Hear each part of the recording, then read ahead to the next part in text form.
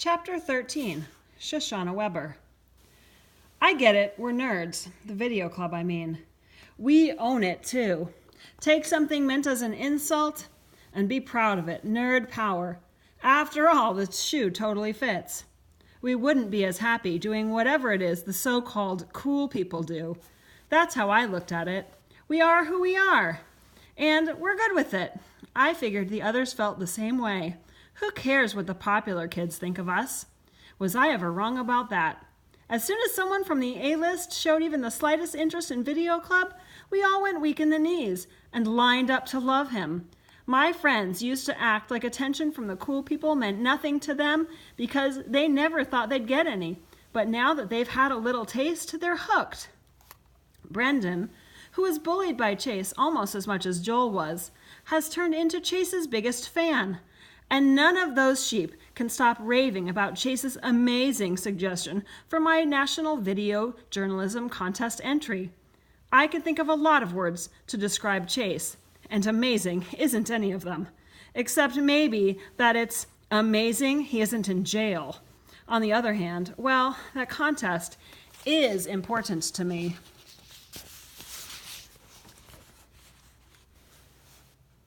And it's not like I've got a better idea. I did a little research, and the Medal of Honor turns out to be just as special as Chase says it is. Even a broken clock gives the correct time twice a day. I figure I'll go talk to this Mr. Solway. If he really did win a Medal of Honor, I owe it to myself to check him out. On the walk over to Portland Street, my phone rings. Pings. A message from Joel. JW Piano Man. Where are you? Shosh 466, in town. Hot date? Yeah, right. With the guy who must be at least 80. I thumb back. Shosh 466, video club business. Huh?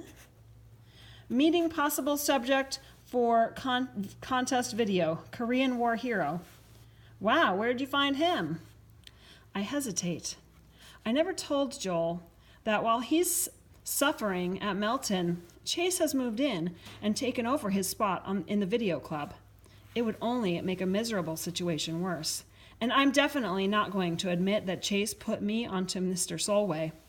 I don't like keeping secrets from my brother, but there are some things you just can't say. Maybe in a few months, if Joel starts fitting in at boarding school and making some friends there, or at least not hating it, I can break the news to him, and he won't care so much. So I message back, friend of a friend. I put away my phone, praying that he doesn't ask for more information. Joel is a cross between a prosecuting attorney and a bloodhound if he gets the idea that you're holding out on him, especially now when he's lonely and bored, with nothing better to do than think about home. At Portland Street, I ask at the desk, and they direct me to room 121. As I make my way through the halls, I get a sense of just how elderly some of the residents must be.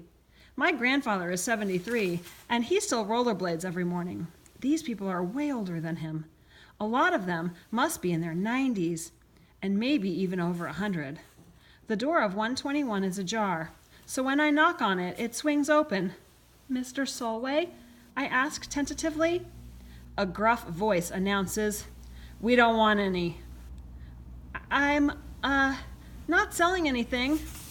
I step farther into the room and get my first view of him. I can't see him directly, since he's facing away from me, watching a news channel on TV. He's short but sturdy, with thick white hair. I just want to talk to you. I'm in the video club at my school, and... You call yourself a governor? He bellows suddenly at the TV. You couldn't run a hot dog cart. You're an idiot. I keep talking. I do that when I'm nervous. And there's this national contest where you have to interview a senior citizen who's had an interesting life. He turns in his chair and fixes me with his burning gaze. Do I know you? I'm still babbling. And I heard you won the Medal of Honor in the Korean War? He reddens. Is that what this is about? That medal doesn't make me any more special than a lot of other people who were there. Go interview one of them and leave me out of it. I'm trying to be reasonable. Don't you want your story to be told?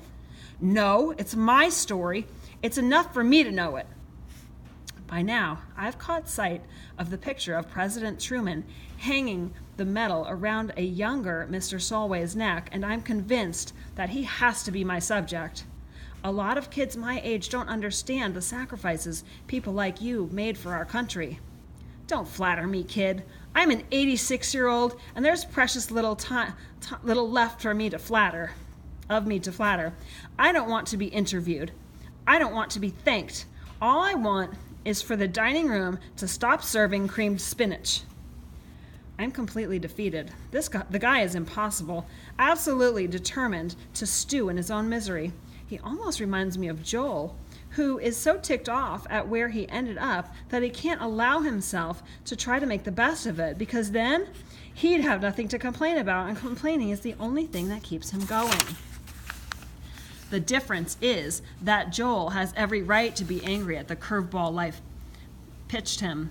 This old creep is just plain mean. I'm about to back out the door in defeat when a familiar voice announces, "Good news, Mr. Solway. I snagged the last prune Danish." There he is, the alpha rat of my family's nightmares, bearing a pastry on a paper plate. He's got a name tag on, proclaiming him to be Chase, volunteer. The change in Mr. Solway is incredible. His crabby glower morphs into a grin that lights up the room. Come to think of it, it makes perfect sense. Who can cheer up a miserable jerk who would never give anybody else the skin off a grape? Only another miserable jerk, someone even nastier and more selfish. The two of them were made for each other. Then Chase notices me. "Oh, hi, Shoshana." His smile disappears when I glare at him. "Wait a minute," Mr. Solway exclaimed. "Is she your friend, Chase?" He nods. "We're in video club together. I'm the one who suggested you for her project." The old soldier thinks it over and comes to a conclusion with a curt nod. "That makes it different. I'd be happy to help the two of you out." "I don't like the sound of that. I don't have a partner for this contest, and even if I did, the last person on earth I'd ever choose would be Chase Ambrose. But if I say that to Mr. Solway, I'll get kicked out again, this time for good." I turn furious eyes on Chase. He gazes innocently back, and I know that somewhere deep inside he's laughing at me. It looks like I have a partner, whether I want one or not, and I don't. How am I ever going to explain this to Joel?